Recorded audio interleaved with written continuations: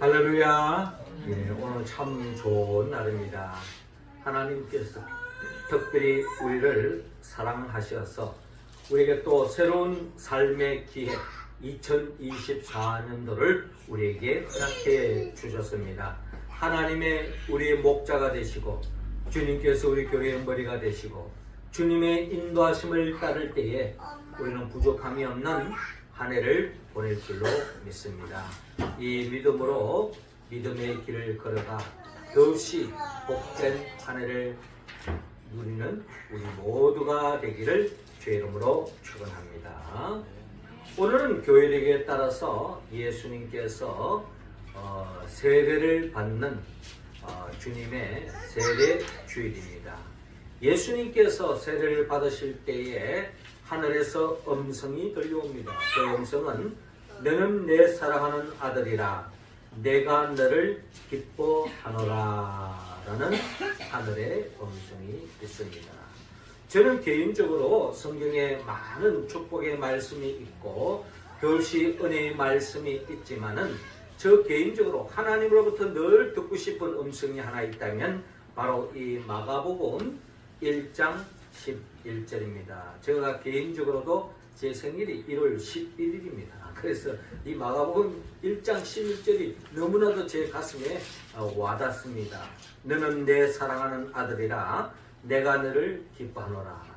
사실 이 말씀을 제 삶을 통하여서 이 말씀을 매 순간순간 하나님으로부터 들을 수 있다면 이것만큼 복된 인생이 어디 있겠습니까? 이것은 아마 저만의 소망이 아니라 주님의 몸된 우리 명륜적의 모든 성도들의 아마 소망이 아닐까 하는 생각을 가져봅니다. 저는 우리 명륜제일교회 우리 모두가 올 한 해도 매 순간순간 하나님이 우리를 바라보면서 너는 내 사랑하는 아들이라 너는 내 사랑하는 딸이라 내가 너를 기뻐하노라. 할렐루야. 아멘. 이 음성을 듣는 우리 모두가 되기를 소망합니다. 아마 이는 우리의 소망이며 또 하나님의 바람일 것입니다. 우리 명륜제일의 성도들을 바라보면서 야, 참 사랑스럽구나, 참 나의 기쁨이구나 하는 그와 같은 음성을 또 말씀을 또 하기를 하나님은 또한 바라고 있을 줄로 믿습니다. 자, 그러면 올 한 해 우리 모두가 너는 내 사랑하는 아들이라 내가 너를 기뻐하노라 이런 음성을 우리가 매 순간순간 삶의 자리에서 하늘로부터 하나님으로부터 들을 수 있는 비결을 오늘 성경을 통하여 우리에게 말씀하는데 먼저 오늘 본문 9절을 통하여 물의 세례를 받아라 라고 말씀하고 있습니다. 자, 9절 말씀 우리 같이 읽겠습니다. 시작. 그때에 예수께서 갈릴리 나사렛으로부터 와서 요단강에서 요한에게 세례를 받으시고 아멘. 자, 오늘 본문 마가복음 1장 4절부터 이렇게 시작하고 있습니다.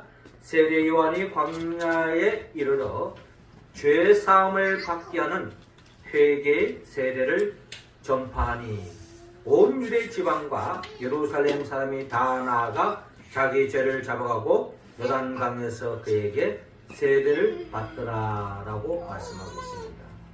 우리가 잘 아는 바처럼 우리 세례 요한은 광야에 외치는 자의 소리였고 그 소리는 다름이 아니라 오시는 주님의 길을 예비하는 준비하는 사명을 세례 요한이 가졌습니다. 주님이 오시면 하나님의 나라가 열릴 터인데 그 나라의 복을 누릴 수 있는 길은 회개에 있다는 겁니다. 그래서 세례 요한은 회개하라 천국이 가까이 왔느니라 라고 말씀하시는 거죠. 그래서 세례 요한은 광야에서 회개의 세례를 베풀었던 겁니다. 세례 요한을 통하여 세례를 받는 사람들은 다 회개하기 위함입니다. 왜? 모든 인생은 다 죄로 물들어져 있기 때문에 그렇기 때문에 이 죄의 문제가 해결되지 않고는 하나님의 나라를 맛볼 수 없기 때문에 세례 요한은 회개하라 천국이 가까이 왔느니라 라고 말씀하시며 회개를 촉구하고 또 회개의 세례를 베풀었던 것입니다. 그래서 많은 사람들이 이 세례 요한의 이 광야의 외침의 소리를 듣고 그 말씀에 화답하기 위하여 세례를 받는 광경을 볼 수 있는데, 오늘 본문 9절을 보니까 그때에 예수께서 갈릴리 나사렛으로부터 와서 요단강에서 요한에게 세례를 받으시고 라고 말씀합니다. 많은 사람들이 그 세례에, 요한이 베푸는 세례에 동참했는데 그 중에 특별히 오늘 본문 9절 보니까 예수님도 성장하셔서 이제 세례 요한으로부터 세례를 받고 있는 예수님을 바라볼 수 있습니다. 예수님이 왜 세례를 받고 있느냐? 예수님이 죄가 많아서 세례를 받느냐? 그렇지 않습니다. 예수님은 죄가 없는 분이죠. 그럼에도 불구하고 세례 요한으로부터 받는 이유가 있다면 결국 우리의 믿음의 선구자로서 앞서가는 주님께서 우리 모두가 세례 요한을 통한 그 세례를 받기를 바라는 마음으로 주님께서 먼저 우리를 보여주고 있는 예수님의 마음을 우리는 읽어야 할 것입니다. 한마디로 죄의 문제가 해결되어져야 천국을 맛볼 수 있다는 겁니다. 아닌 게 아니라 예수님도 이 땅에서 공생애를 열면서 예수님이 선포하셨던 첫째 복음 또한 회개하라, 천국이 가까이 왔느니라 라고 말씀하셨습니다. 주님이 이 땅에 오신 이유가 뭡니까? 천국을 안겨주기 위해서. 잃어버린 에덴 동산의 기쁨을 우리에게 안겨주게 이 땅에 오지 않았습니까? 그런데 거기에 가로막는 것이 있는데 그게 바로 죄라는 것입니다. 예수님은 그 누구보다 이 죄의 심각성을 그 누구보다 아시는 분입니다. 성경을 통하여 우리의 행복을 가로막는 요소가 있다면 그것은 돈이 아닙니다. 건강이 아닙니다. 그 어떤 사람도 아닙니다. 결국 우리의 행복을 가로막는 것이 있다면 그것이 바로 죄라는 것을 하나님은 성경을 통하여 우리에게 분명히 말씀하고 있는 거죠. 이게 우리의 신앙 고백 아니겠습니까? 우리 공동체의 원초적인 고백이 있다면 죄를 품고는 우리는 참된 하나님의 나라의 복을 누릴 수 없다라는 겁니다. 그렇기 때문에 우리는 이 죄의 문제를 해결해야 한다는 겁니다. 이 죄의 문제를 해결하기 위하여 예수님이 이 땅에 오셨다는 거죠. 예수의 이름의 뜻이 뭡니까? 자기 백성들의 죄의 문제를 해결하기 위하여 이 땅에 오신 분이 바로 예수라고 하는 이름의 의미를 가지고 있는 것입니다. 요한일서 3장 8절 9절을 보면 죄 있는 자는 마귀에게 속하나니 마귀는 처음부터 범죄합니다. 하나님의 아들이 나타나신 것은 마귀 일을 멸하려 하십니다. 즉 예수님이 이 땅에 오신 궁극적인 목적은 결국 마귀의 일, 즉 죄를 문제를 해결하기 위해서 주님이 이 땅에 오셨다는 거죠. 그래서 구절을 보니까 하나님께로부터 난 자마다 죄를 짓지 아니하나니 이는 하나님의 씨가 그 속에 거함이요 라고 말씀하십니다. 예수 그들을 통하여 믿음으로 하나님의 자녀된 우리들, 즉 하나님으로부터 난 자는 죄를 짓지 않는다. 죄를 거절하고 죄를 멀리하고 죄와 싸움에서 승리하는 사람이 바로 주님의 백성이다. 이를 위해서 예수님이 이 땅에 오셨고 우리도 주님으로 인하여 하나님의 자녀가 됐다면 이 죄의 문제를 철저하게 회개해야 한다. 그래서 요한일서 1장 9절은 만일 우리가 죄를 자백하면 그는 미쁘시고 오로서 우리의 죄를 사하시며 우리를 모든 불의에서 깨끗하게 하실 것이요 라고 말씀하고 있습니다. 그렇습니다. 우리는 죄를 지어서는 안 된다. 죄는 우리의 행복을 가로막는 가장 큰 적이다라는 것을 우리는 다 알고 있지만 우리는 이 세상을 살면서 육신의 몸을 가지고 있으면서 우리는 알게 모르고 지난날 우리의 조상 아담처럼 하나님 앞에 우리가 늘 죄를 범하며 살아가는 것이 우리의 인생길이요, 우리의 실존이요, 우리의 삶의 단면이라는 것입니다. 이 죄로부터 완전히 우리가 자유함을 입을 수 있는 사람은 없다. 이 세상에 살아가서 알게 모르게 우리 죄를 짓는 거예요. 우리가 아침에 양치질을 하고 아침에 세수를 하고 샤워를 하고 머리를 감고 하루를 시작하지만 한 하루를 보내면은 우리는 또 다시 양치질을 할 수밖에 없고 손을 씻을 수밖에 없고 샤워를 해야만이 하루 또 잠을 들 수 있는 것이 우리의 모습인 것처럼 우리는 매 순간순간 이 세상을 살면서 알게 모르게 죄에 물들어 있다는 겁니다. 그렇기 때문에 철저하게 이 죄의 문제를 해결해 나가야 된다는 겁니다. 그래서 요한일서 1장 9절에 만일 우리가 우리 죄를 자백하면 그는 믿으시고 오로사 우리 죄를 사하시며 우리를 모든 불의에서 깨끗하게 하실 것이요 라고 말씀하고 있습니다. 이 죄의 문제가 해결되어져야만이 우리는 행복으로 나아갈 수 있다. 그래서 시편 기자는 시편 1편을 통하여 복 있는 사람이 누구냐? 누가 복 있는 사람이야? 행복한 사람이냐? 복 있는 사람은 악인의 꾀를 따르지 않고 죄인의 길에 서지 않고 오만한 자의 자리에 앉지 아니한다라고 말씀하고 있습니다. 한마디로 죄에서 벗어난다. 그것은 소극적인 자세요. 적극적으로는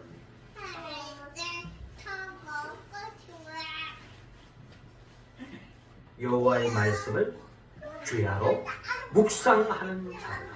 하나님 말씀을 늘 골고루 생각하고 그 말씀에 이끌림 받는 사람, 말씀에 이끌림 받는 사람, 그 사람이 바로 복된 사람입니다. 여러분 올 한 해 여러분 복 받기를 원합니까?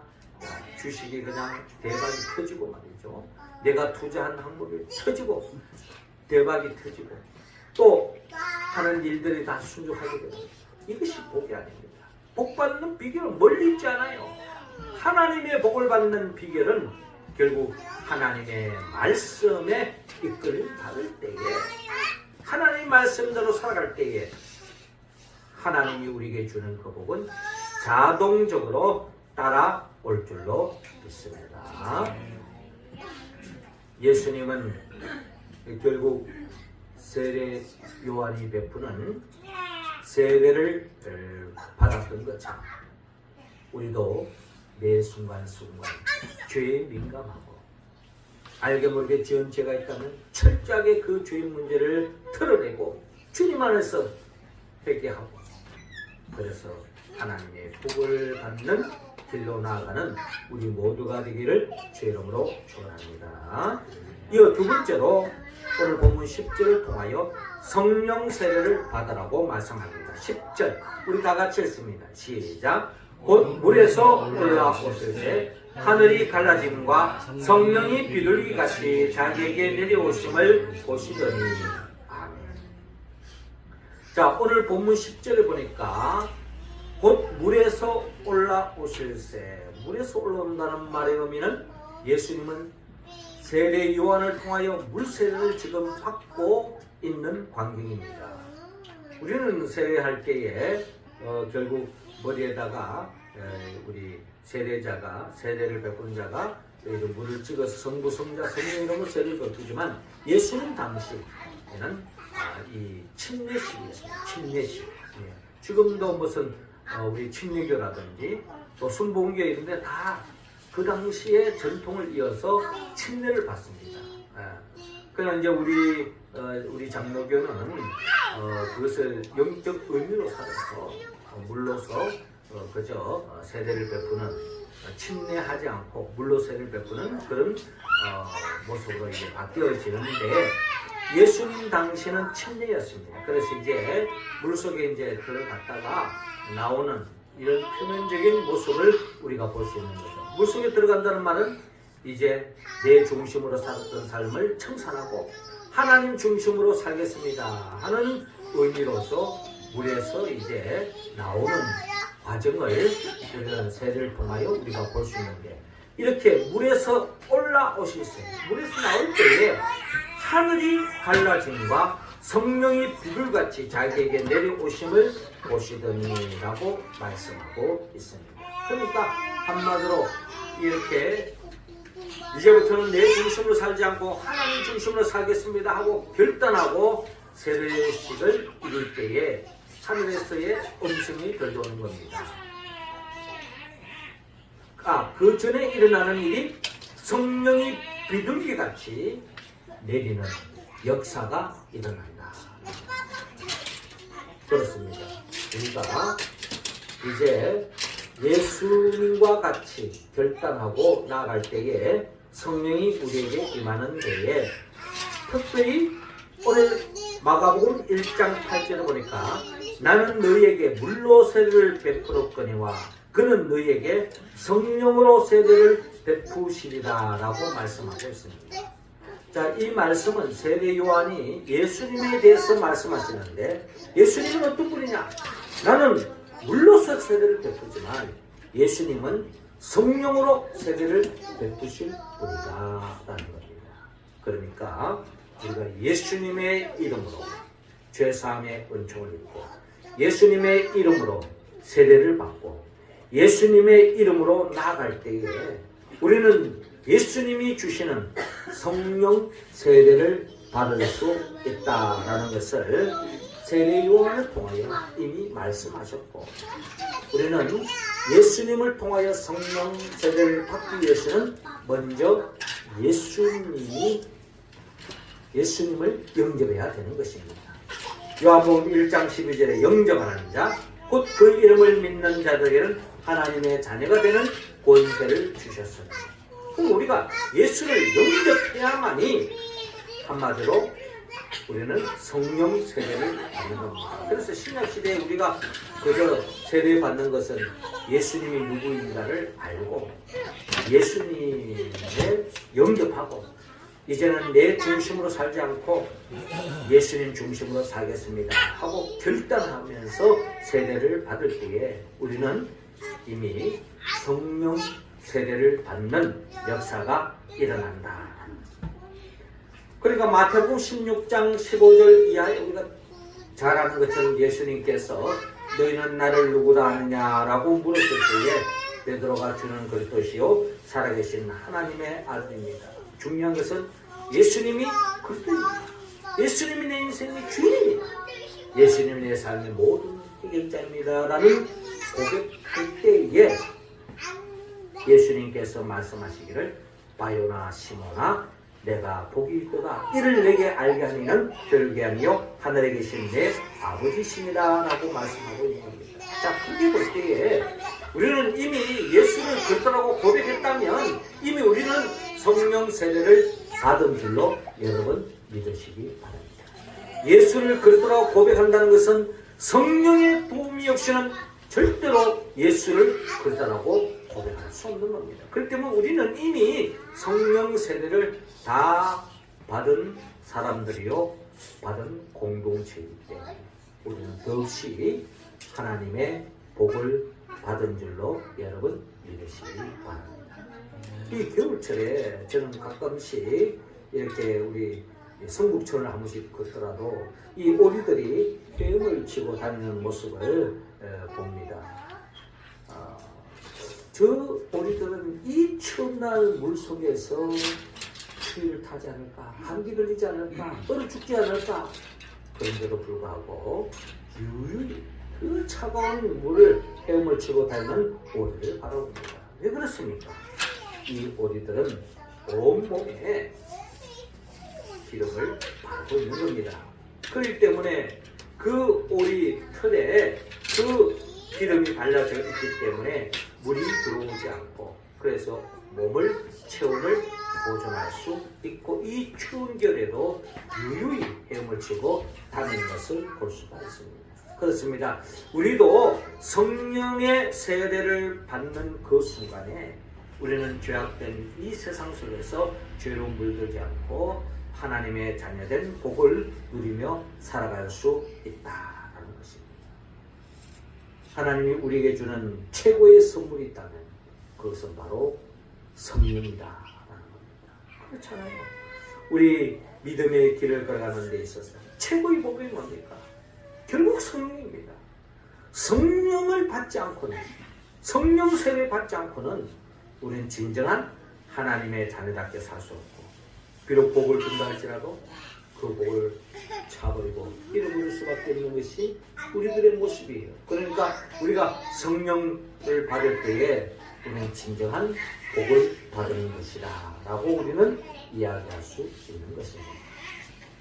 다시 한 번 더 우리가 예수를 그리스도라고 고백하고 예수 그리스도의 이름으로 세례를 받은 자로 이미 성령이 우리 가운데 내주하고 계시기 때문에 이제부터는 전적으로 하나님이 기뻐하는 삶을 살아서 더없이 복된 한 해를 열어가는 우리 모두가 되기를 주의 이름으로 축원합니다. 마지막 세 번째로 오늘 본문 11절에 통하여 성령 충만을 받으라 라고 말씀하고 있습니다. 11절 우리 같이 읽습니다. 시작. 하늘로부터 소리가 나기를 너는 내 사랑하는 아들이라 내가 너를 기뻐하노라. 자, 오늘 10절에 곧 물에서 올라오실 새 하늘이 갈라짐과 성령이 비둘같이 자기에게 내려오심을 보시더니 하늘로부터 소리가 나기를 너는 내 사랑하는 아들이라 내가 너를 기뻐하노라. 그렇습니다. 우리가 성령 받으면 결국 너는 내 사랑하는 아들이라 내가 너를 기뻐하노라 하는 하늘의 음성을 들을 수 있는 것입니다. 그런데 문제는 이런 말씀을 우리가 새해 첫날에는 우리가 이 말씀을 듣지만 며칠 지나면서 우리는 또다시 죄에 물든다면 하나님이 사랑하는 아들이 아니라 하나님 앞에 근심 걱정을 안겨주는 존재가 될 수밖에 없는 거죠. 하나님이 기뻐하는 존재가 아니라 하나님의 마음에 슬픔을 안겨주는 존재로 전락될 수밖에 없다는 겁니다. 우리가 잘 아는 것처럼 베드로가 주는 그리스도시요 살아계신 하나님의 아들입니다 라고 고백했을 때 주님이 더없이 기뻐하셨죠. 그런데 그가 인간적인 생각에 빠지는 그 순간에 예수님부터 무슨 소리 듣습니까? 사탄아 물러가라 하는 음성을 듣지 않습니까? 그 말은 뭡니까?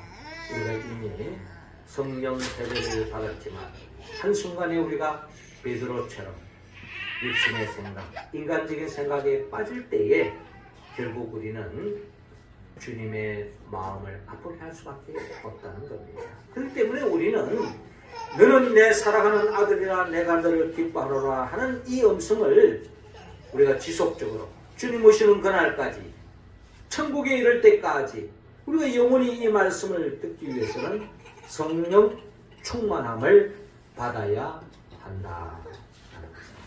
성령 충만함을 받을 때야만이 우리는 진정 너는 내 사랑하는 아들이요 내 기뻐하는 자라는 음성을 들을 수 있습니다.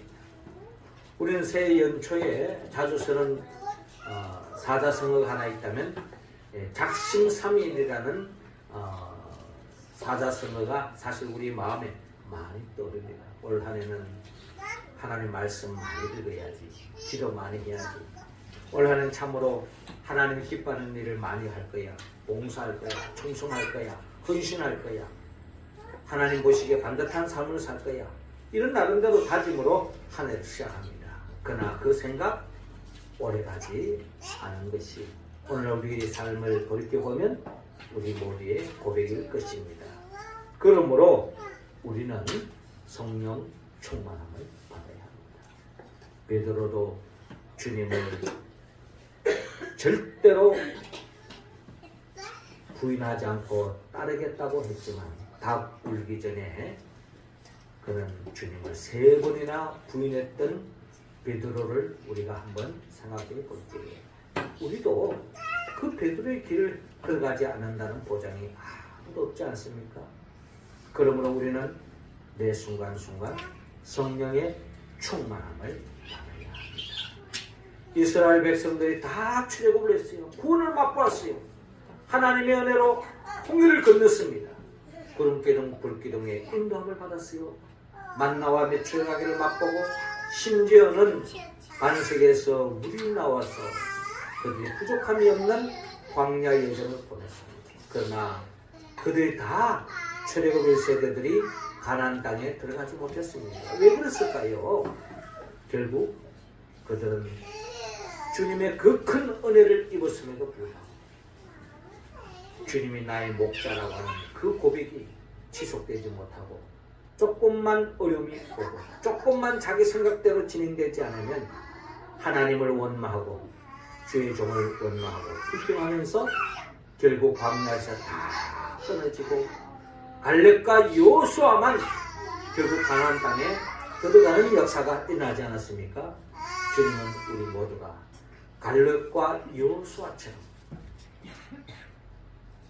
또다시 성령 충만함을 받은 가룟 유다를 제외한 11 제자와 같이 우리 모두가 성령 충만함을 받아서 끝까지 너는 내 사랑하는 아들이라 내가 너를 기뻐하노라 하는 그 음성을 올 한 해 또 주님 오시는 그날까지 듣고 살아가는 우리 모두가 되기를 주의 이름으로 축원합니다.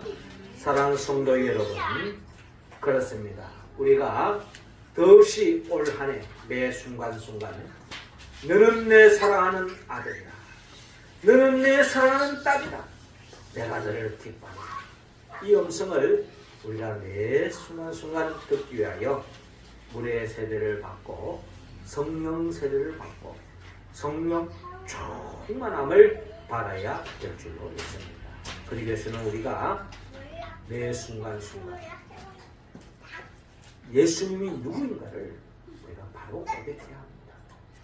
예수님은 우리를 위하여 이 세상 만물을 창조하셨어요. 말씀으로 창조된 이 세상 속에 우리가 살아가는 우리의 삶의 여정에 우리는 죄를 지으면 복을 받을 수 없습니다. 그래서 예수님이 이 땅에 오신 이유는 그 죄의 문제를 해결하기 위해 이 땅에 오신 거죠. 그래서 우리 죄를 대신 짊어지고 십자가에 못 박아 죽으시고 부활하시고 성천하시고 그리고 지금도 보혜사 성령을 보내주셔서 성령의 도우심으로 죄와 세상과 육성을 이기고 믿음의 길을 걸어가는 우리 모두에게 영원한 천국으로 인도하게 하여 장차 재림하여 오신 예수 그리스도 그분의 영 성령의 충만함을 받았습니다. 올 한 해도 너는 내 사랑하는 아들이라 딸이라 내 기뻐하는 자다 하는 음성을 매일매일 듣고 살아가는 우리 모두가 되기를 주의 이름으로 축원합니다. 기도드리겠습니다. 하나님 아버지, 이 시간 우리 한 사람 한 사람에게 성령의 기름을 부어 주시옵소서. 성령 충만함으로 우리 모두가 올 한 해 주님처럼 너는 내 사랑하는 아들이라 내 기뻐하는 자라 하는 그 음성을 매일 들으며 더없이 하나님 앞에 기쁨 드리고 하나님의 복을